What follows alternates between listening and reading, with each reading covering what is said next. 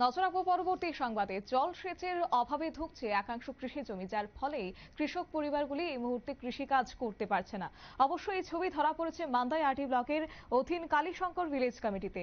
অবশ্য এই ভিলেজের রামচন্দ্রনগরে রয়েছে জনজাতি পরিবারগুলির কৃষি জমি, কিন্তু জলসেচের অভাবের কারণে এই পরিবারগুলি এখন কৃষিকাজ করতে পারছে না, যার ফলে অনেক জমি অনাবাদি হয়ে রয়েছে। কৃষকদের স্বার্থে একটি সোলার পাম্প বসানো হয়েছে, কিন্তু সেটা এখনো চালু করা হচ্ছে না, যার ফলে ভুগতে হচ্ছে, সমস্যায় পড়তে হচ্ছে কৃষকদের। এমনটাই দাবি তাদের।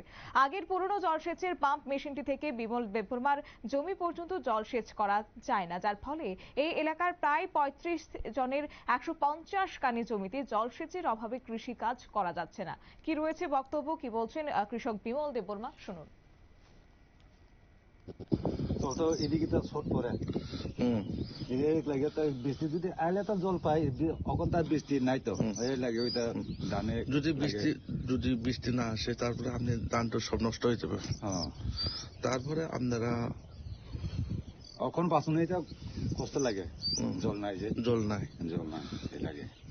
এমনি এখানে আপনার ক্ষেত কয়খানি আছে? 5 খান আছে।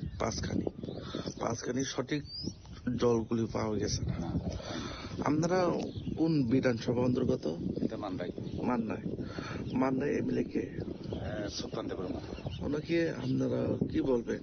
এভাবে ক্ষেতগুলি এভাবে পানীয় জলের অসুবিধা চলছে, আপনারা এখানে তো আগের ওই আপনারা শুনলেন কৃষক বিমল দেববর্মার বক্তব্য। অবশ্য একদিকে রোদ এবং তীব্র দাবদাহ, পাশাপাশি জলসেচের অভাব, যার কারণে এই মুহূর্তে কৃষিকাজে সম্ভব হচ্ছে না এবং গাছগুলি এক প্রকার শুকিয়ে মরে যাচ্ছে, এমনটাই দাবি করছেন কৃষকরা। তবে অতি সত্বর যেন দপ্তর এদিকে নজর দেয় এবং জলসেচের ব্যবস্থা করে দেয়, সেই দাবি আজকে রাখলেন সংবাদ মাধ্যমের সামনে কৃষক বিমল দেববর্মা। নিয়ে নিচ্ছি ছোট্ট একটি বিজ্ঞাপন বিরতির, সঙ্গে থাকুন।